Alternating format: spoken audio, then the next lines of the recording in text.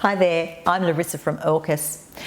Let's focus in today on talking about verbs that we can't change into ing in the continuous form. And just to recap, in the continuous tense, it's going to be the subject plus the be verb plus the main verb and ing. I'm loving this video. No. I'm loving English. That doesn't sound right. No. And the reason it doesn't sound right is because that particular verb falls into a category that we can't change into ing. It's to do with emotions. So we have so many verbs in English and they all fall into different categories. But there are certain categories that, well, we can't just take the verb and just change it. So the first category is about emotions. And we call them stative verbs. What state are you in? You know, do you love, do you hate, do you dislike, like, and so forth. The second category relates to having an opinion, making assumptions about things. I'm thinking that's right. No, we can't actually say that. The third category relates to our senses. Smell, taste, feel. Oh, I'm smelling a roast right now. No, we can't say that. The next category relates to possession, things that we own. I'm owning a lot of honey. We can't say that. I own honey. And we have another category to do with measurement. Oh, those oranges over there are weighing a lot. No, we can't say that either. And then, of course, we do have, the exception where we have some verbs that fall into a category that, well, you can't quite label. The verbs that we talk about in the continuous tense are actually called continuous verbs and non-continuous, and there are way too many to cover in this one video. So what I'm going to do is choose 3 verbs that are quite common, and the reason I'm choosing these 3 verbs is because even though under these circumstances we can't just change them to ing, when their meaning changes, then we can. So what that means is that some verbs have more than one meaning, and it's those verbs that present a problem for English learners. Why don't we have a look at some examples? And we're going to look at 3 words today. So the first verb is appear, the second one is to look, and think.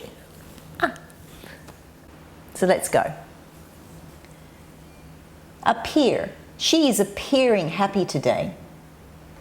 No, we can't say that because we're talking about a state that she's in. Oh, Tom is appearing to be right.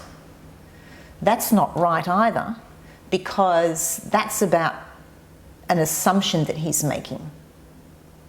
So we need to say she appears happy today and Tom appears to be right. We need the simple present in these instances. Now, when we take the word appear, it also has a different meaning where it relates to performance. Judy is appearing in a play. Yes, Tom will be appearing in a new show next week. Yes, we can say that as well, because here, appear has a different meaning. It's not about a state, but it's about performance. Let's have a look at the next verb, look. Erin is looking unwell today. No, we can't say that because we're talking about a state that she's in. Dennis is looking tired. No, again, we can't say that. We need to say Erin looks unwell and Dennis looks tired. However, if we take the word look to mean behaviour, then we can use the ing. Erin is looking for a new job. So she's actively seeking something. It's a behaviour. We call this a dynamic verb because it's about the doing. We will be looking carefully at the contract. Again, this is a behaviour. It has nothing to do with a state of mind that you're in. It's about logically taking the right steps to do the right thing. So again, here we can say looking. And lastly, the verb think. John is thinking he'll pass the exam. No, that's not right. And it's not right because it's an assumption that he's making.